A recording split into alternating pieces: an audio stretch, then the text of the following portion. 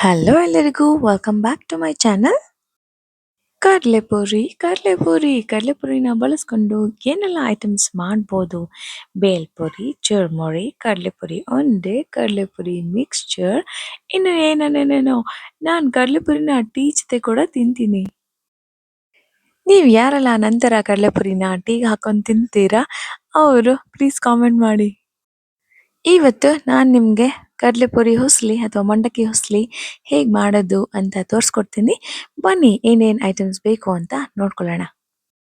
ಒಂದು ನಿಂಬೆಹಣ್ಣು, ಒಂದು ಈರುಳ್ಳಿ ಸಣ್ಣ ಕಟ್ ಮಾಡ್ಕೊಂಡಿರೋದು, ಖಾರಕ್ಕೆ ಎಷ್ಟು ಬೇಕೋ ಅಷ್ಟು ಹಸಿಮೆಣಸಿನ್ಕಾಯಿ, ಕೊತ್ತಂಬರಿ ಸೊಪ್ಪು, ಕರಿಬೇವಿನ ಸೊಪ್ಪು, ಒಗ್ಗರಣೆಗೆ ಎಣ್ಣೆ, ಸಾಸಿವೆ, ಜೀರಿಗೆ, ಕಡಲೆಬೇಳೆ, ಉದ್ದಿನಬೇಳೆ. ಈಗ ಮಂಡಕ್ಕಿ ಉಸ್ಲಿ ಹೇಗೆ ಮಾಡೋದು ಅಂತ ನೋಡೋಣ. ಮೊದಲಿಗೆ ಬಾಣಲೆ ಇಟ್ಟು ಅದಕ್ಕೆ ಎಣ್ಣೆ ಹಾಕಿ ಜೀರಿಗೆ, ಸಾಸಿವೆ, ಕಡಲೆಬೇಳೆ, ಉದ್ದಿನಬೇಳೆ, ಕರಿಬೇವಿನ ಸೊಪ್ಪು ಹಾಕಿ ಚೆನ್ನಾಗಿ ಫ್ರೈ ಮಾಡ್ಕೋಬೇಕು. ಇದು ಸ್ವಲ್ಪ ಫ್ರೈ ಮಾಡಾದ್ಮೇಲೆ ಮೆಣಸಿನ್ಕಾಯಿ ಹಾಕೊಬೇಕು. ಮೊದಲಿಗೆ ಮೆಣಸಿನ್ಕಾಯಿ ಯಾಕೆ ಹಾಕ್ಕೊಂತೀವಿ ಅಂದರೆ ಖಾರ ಚೆನ್ನಾಗಿ ಬಿಟ್ಕೊಳ್ಳಿ ಅಂತ. ಇದಾಗಿದ್ಮೇಲೆ ಸಣ್ಣ ಕಟ್ ಮಾಡಿರೋಂಥ ಈರುಳ್ಳಿನ ಹಾಕಿ ಚೆನ್ನಾಗಿ ಬಾಡಿಸ್ಕೋಬೇಕು. ಈರುಳ್ಳಿ ಸ್ವಲ್ಪ ಚೆನ್ನಾಗಿ ಬ್ರೌನ್ ಆಗಿದ್ಮೇಲೆ ಅದಕ್ಕೆ ನಾವು ಅರಿಶಿನ ಮತ್ತು ಉಪ್ಪು ಹಾಕಿ ಮತ್ತೆ ಚೆನ್ನಾಗಿ ಫ್ರೈ ಮಾಡ್ಕೋಬೇಕಾಗತ್ತೆ.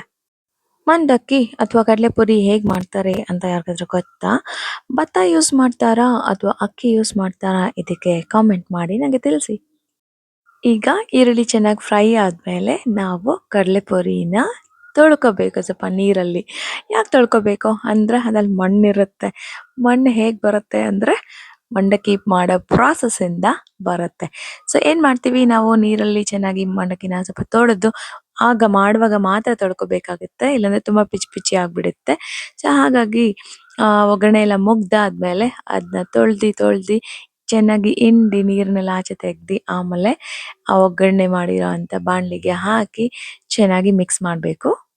ಈಗ ಇದಕ್ಕೆ ಹಿಂಡಿರೋಂಥ ನಿಂಬೆಹಣ್ಣಿನ ರಸ, ತುರಿದಿರೋ ಕೊಬ್ಬರಿ ಹಾಗೆ ಕೊತ್ತಂಬರಿ ಸೊಪ್ಪನ್ನ ಹಾಕಿ ಚೆನ್ನಾಗಿ ಮಿಕ್ಸ್ ಮಾಡಿದ್ರೆ ತಿನ್ನಕ್ಕೆ ರೆಡಿ ಆಗುತ್ತೆ ನಮ್ಮ ಕಡಲೆಪುರಿ ಹುಸ್ಲಿ.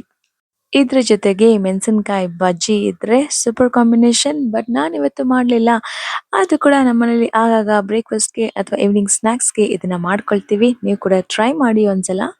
ಇವತ್ತಿನ ರೆಸಿಪಿ ಇಷ್ಟ ಆಗಿದ್ರೆ ನೀವು ಕೂಡ ಟ್ರೈ ಮಾಡಿ, ಕಾಮೆಂಟ್ ಮಾಡಿ ಹೇಗಿತ್ತು ಅಂತ. ನಿಮ್ಮ ಫ್ಯಾಮಿಲಿ ಆ್ಯಂಡ್ ಫ್ರೆಂಡ್ಸ್ ಜೊತೆಗೆ ಶೇರ್ ಮಾಡಿ. ನನ್ನ ಚಾನಲ್ಗೆ ಇನ್ನೂ ಸಬ್ಸ್ಕ್ರೈಬ್ ಮಾಡ್ಕೊಂಡಿಲ್ಲ ಅಂದರೆ ದಯವಿಟ್ಟು ಸಬ್ಸ್ಕ್ರೈಬ್ ಮಾಡ್ಕೊಳ್ಳಿ. ಹಾಗೆ ಬೆಲ್ ಐಕಾನ್ನ ಕ್ಲಿಕ್ ಮಾಡಿ ಸೊ ದಟ್ ಫ್ಯೂಚರ್ ರೆಸಿಪೀಸ್ ನಿಮಗೆ ನೋಟಿಫಿಕೇಶನ್ ಬರುತ್ತೆ. Thank you very much for watching. Love you all. Take care.